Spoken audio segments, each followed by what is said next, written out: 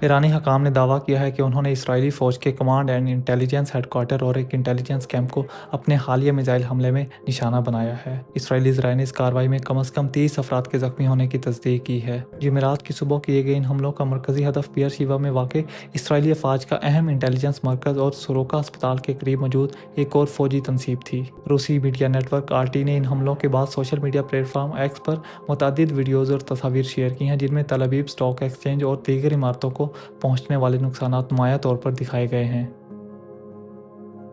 ایرانی میزائل حملوں کے بعد سیکیورٹی خدشات کے پیش نظر تل ابیب اسٹاک ایکسچینج سمیت کئی عمارتوں کو فوری طور پر خالی کرا لیا گیا۔